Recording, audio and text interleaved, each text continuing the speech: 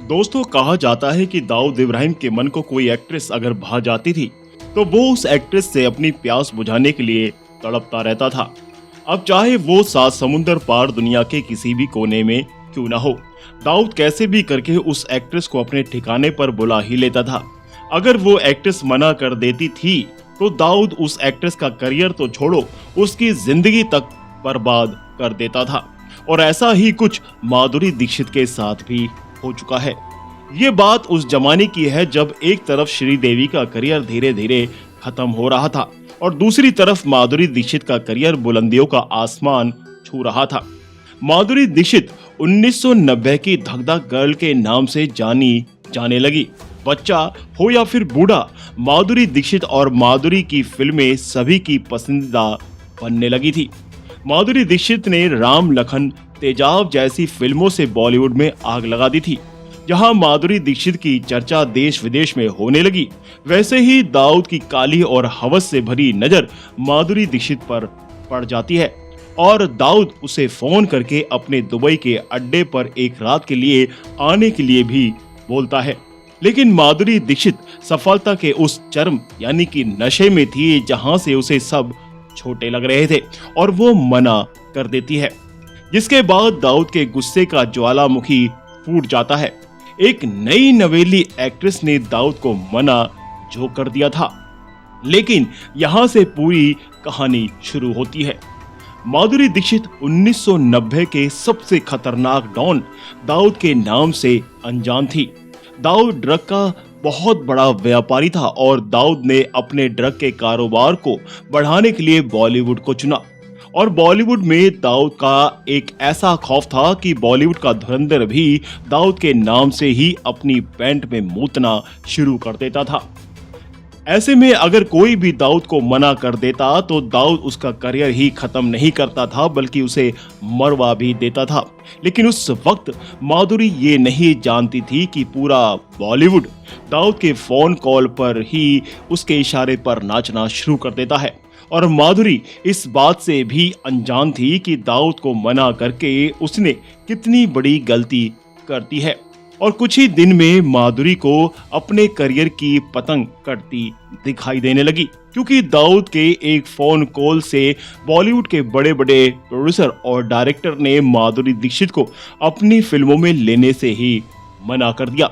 और जिन फिल्मों में माधुरी ने साइन तक कर दिया था, उन फिल्मों से भी माधुरी को निकाला जाने लगा, क्योंकि बॉलीवुड का हर एक प्रोड्यूसर दाऊद को मना करने का अंजाम जानता था, वो थी मौत।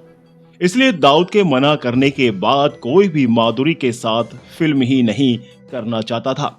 और अचानक से अपने करियर को डूबता देख माधुरी दीक्षित डिप्रेशन में जाने लगी। और जब माधुरी को इसके पीछे का असली कारण पता लगा तो माधुरी ने खुद से दाऊद को फोन करके उसकी हर बात मानने की हाँ कर दी। इसी वजह से अपने करियर को बचाने के लिए दाऊद के द्वारा रखी गई एक बर्थडे पार्टी में माधुरी को ना चाहते हुए भी जाना पड़ा।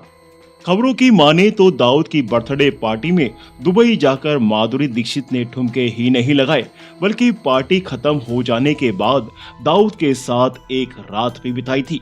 उस वक्त ना तो सोशल मीडिया था और ना ही कैमरे वाले मोबाइल का दौर था और ना ही आज कल की तरह वीडियो बनाकर इंटरनेट पर डाल सकते थे। हालांकि उस वक्त पुलिस वालों का कहना था कि बॉलीवुड के बड़े बड़े सितारे दाऊद के दरबार में हाजिरी लगाया करते थे और बॉलीवुड में भी सभी जानते थे कि माधुरी दीक्षित ने दाऊद के साथ रिश्ते बनाए थे और माधुरी के दुबई से वापस आते ही काम की लाइन लग गई थी और माधुरी टॉप एक्ट्रेस ही नहीं बल्कि सबकी पहली पसंद बनने लगी और उसे फिल्मों पे फिल्में मिलने लगी थी। लेकिन कहा यह भी जाता है कि दाऊद माधुरी पर इतना फिदा हो गया था कि वो माधुरी को बार बार दुबई बुलाया करता था, जिसके बाद माधुरी ने खुद बॉलीवुड को छोड़ने का फैसला लिया था और उसके ही बाद माधुरी ने डॉक्टर नैने से शादी करके बॉलीवुड को हमेशा के लिए बाय बाय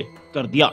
और ऐसे में बॉलीवुड की किसी भी नई एक्ट्रेस का बॉलीवुड के साथ कनेक्शन कोई नई बात नहीं है, क्योंकि दाऊद का उस वक्त ऐसा बोलबाला था कि बॉलीवुड की हर एक्ट्रेस को उसके पास जाना ही होता था, क्योंकि बॉलीवुड की फिल्मों में सबसे ज्यादा दाऊद का ही पैसा लगता था और दाऊद अपनी ब्लैक मनी को फिल्मों और बॉलीवुड के जरिए ही व्हाइट मनी में बदला करता था। दाऊद बॉलीवुड की हीरोइन के पीछे इतना पागल हो जाता था कि वो उसके पीछे पैसे ही नहीं उड़ाता बल्कि उसके जिस्म से खेलने के लिए पागल सा हो जाता था। और कई बॉलीवुड एक्ट्रेस तो ऐसी थी जो अंडरवर्ल्ड डॉन के पीछे पागल तक हो जाती थी। माधुरी दीक्षित उन पागल एक्ट्रेस में नहीं थी, लेकिन राम तेरी गंगा मैली की मंदाकिनी, मोनिका बेदी, ममता कुलकर्णी ये सब उन्हीं एक्ट्रेस में से एक हैं जो दाऊद के पैसे और प्यार में पागल हो गई थी। दाऊद ने इन एक्ट्रेस के साथ कई रातें रंगीन की थी और आज भी मीडिया में ये खबर रहती है कि आज भी दाऊद दुबई से बॉलीवुड को पूरी तरह से कंट्रोल करता है और उसके द्वारा गैर कानूनी तरीके से कमाया गया पैसा बॉलीवुड में लगाया जाता है। बॉलीवुड में दुनिया के हर कोने से लोग अपना करियर बनाने के लिए आते हैं और वो नहीं चाहते कि वो किसी पुलिस या कानूनी पचड़े में फंसे या फिर जिस वजह से उनका करियर पूरे तरीके से बर्बाद हो जाए। इसी वजह से उन्हें दाऊद की हर बात माननी ही पड़ती है। इसी वजह से माधुरी दीक्षित ने दाऊद के साथ कई रातें बिताने के बाद कई सुपर डुपर फिल्में दी थी। तो दोस्तों, आपको माधुरी का ये छिपा हुआ राज जानकर कैसा लगा? अपनी राय तो इस वीडियो में जरूर दीजिएगा, लेकिन ऐसे ही और भी छिपे हुए और दबे हुए राज आप जानना चाहते हैं तो इस वीडियो के नीचे कमेंट बॉक्स में अपनी प्रतिक्रिया जरूर दें। वीडियो अच्छी लगी तो लाइक और शेयर करके चैनल को सब्सक्राइब जरूर कर लें ताकि हम और वीडियो आपके लिए ला सकें।